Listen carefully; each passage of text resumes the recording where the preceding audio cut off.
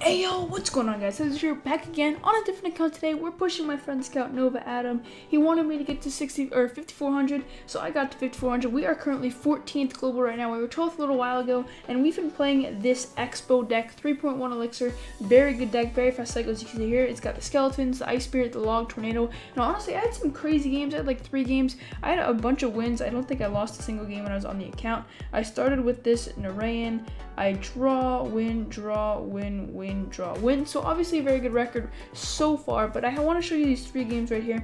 I had some pretty tough matchups, but I ended up pulling through with the victories. So yeah, just hop right into it. So the first game here is up against the Bossite, who's a bit of a strange player. He plays a bit of a niche deck with Bowler, Giant, Archers, Barbs, and 3 spells. You got Arrow, Zap, and Log. Luckily, none of the spells take out my Expo, but it's going to be very hard for me to get past his Giant and his Bowler. But fortunately for me, I did know he was playing this deck, and I knew his deck basically card for card, because he finished like 50th last season, so obviously he's not a bad player at all. He plays a bunch of challenges and stuff like that to get his account maxed. So right now, I'm just starting off defense. I can't go aggressive, of course, because he got a Giant going down the lane. If I say Expo, I'll just Bowler on my Expo, and then I'll lose on defense. So right now, really just trying to play as defensively as possible until double elixir, when we can actually overcommit, or not overcommit, just commit with an Expo and make sure it locks on, make sure he doesn't have those tanks to completely block the Expo from making it onto the tower. Now he plays a Bowler right here. Of course right now he's just cycling his tanks really. He doesn't want me to be able to play it on an Expo, so he's always having a tank on the field. That way, like, if I ever try to get sneaky, he'll already have something in the way. Now I could have possibly Expo'd here left lane. He just used his Bowler and he just used his Giant as well, but I didn't really want to risk it, so I really just cycled Ice Spirit and Ice Wizard there, just prepping for another defense against this Giant, really not wanting to overcommit at all right here. So yeah, this game is off to a fairly good start. Now here, the Bossite does make a bit of a strange play. He starts like kind of cycling me out basically. He zaps on my Expo, which is maybe not the best play, although with only Zap, Log, and Arrows, I'm going to have some very strong defense with Tornado and Ice Wizard and Mega Minion, of course, so it's going to be hard for him to break through with the Giant, just as it's hard for me to break through with the Expo, so it might not actually be a bad play. As you can see, he just logs my Ice Golem there. So yeah, he's just starting to spell cycle me out. Going into double elixir here, it looks like I'm not going to Expo. I think I'm just going to Expo defensively again, as I know he does have that Bowler and Barbs in cycle.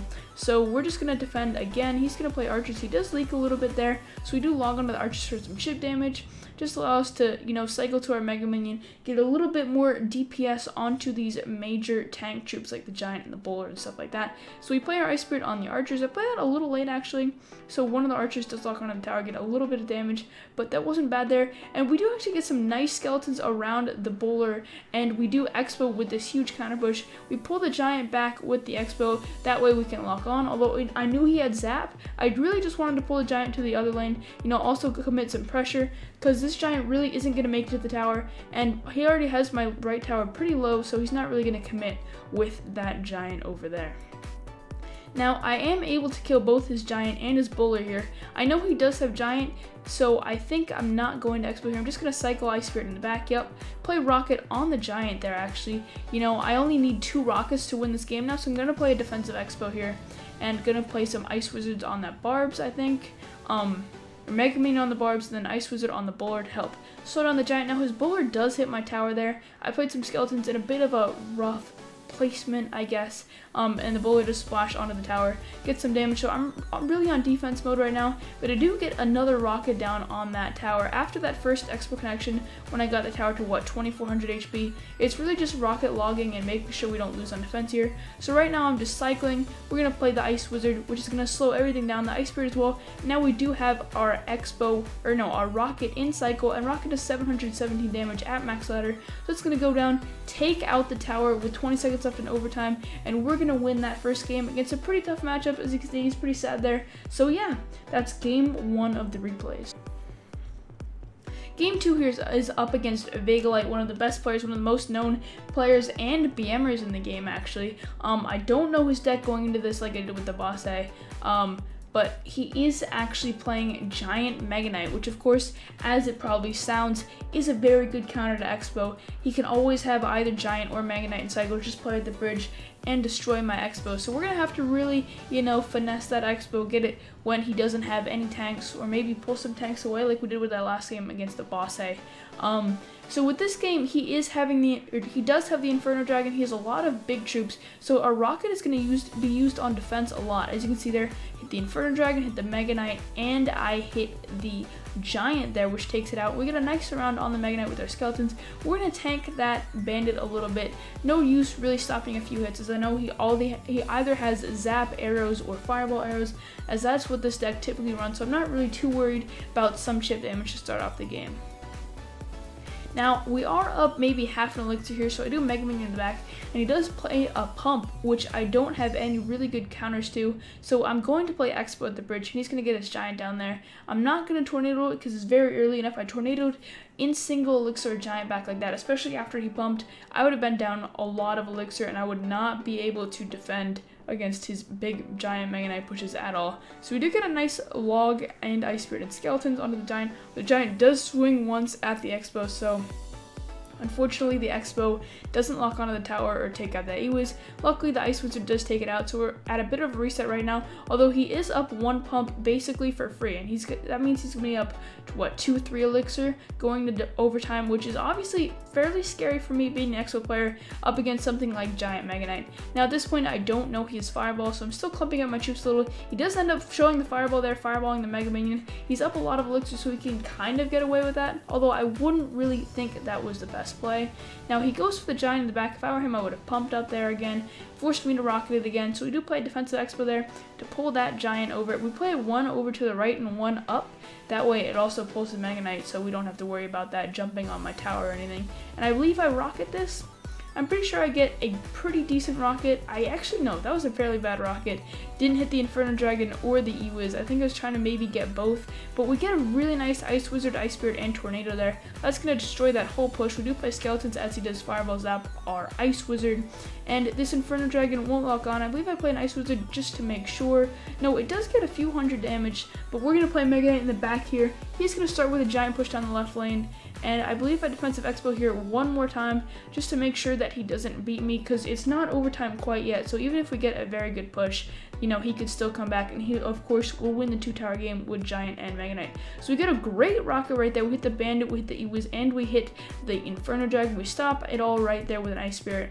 So here he fireballs my Ice Wizard, which I think is a bit of an overcommitment. He's trying to fireball me out at this point. He also zaps my tower. That way I know he doesn't have Zap in cycle. So we pull the Giant back now that he just uses Zap. He gets an Inferno Dragon down on the Expo. We play Ice Spirit and Mega Minion to make sure that locks onto something else.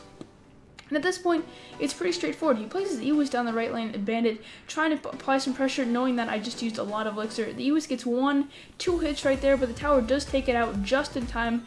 And now it's just a base race, basically. Our tower, our Expo took that tower down to 900 HP all on its own. And yeah, we're just cycling to log. Of course, with the Expo 3.1, you have Skeletons, Ice Spirit, and log. So we're going to be able to cycle that very quickly. And yeah, we're going to take that game against another really tough matchup against Vegalite, one of the best players in the game. Now finally, I don't really want to show a draw. He had a very good matchup. I would have won if the game went over maybe 10-15 more seconds. He could have mirror rocketed, but I kept the pressure up a lot. With Expo, you really just want to keep pressure up, but I don't really want to waste time on a game that ended in a draw. I want to go right in to the big trophy gains up here against another Nova player. At this point, he was, I believe, 7th global when he played this match, and I was, I think, 20th whereabouts. So I'm kind of nervous, honestly, going to this match. He plays the Tombstone there. I'm pretty sure it's Lava Hound at this point, although he does play the Ice Spirit down, making me know that it's either some really strange Lava Hound or it's not Lava Hound at all. And he does play the Hog Rider down the left lane. We're going to tornado that to the King Tower. It's only going to get 1 hit. Unfortunately, we don't have Ice Spirit in cycle. That would have completely destroyed or shut down that Hog Rider right there. Been able to pull it to the King Tower with an Ice Spirit without it getting hits on my Crown Tower. However, we do not have Ice Spirit as we cycled it as the first card.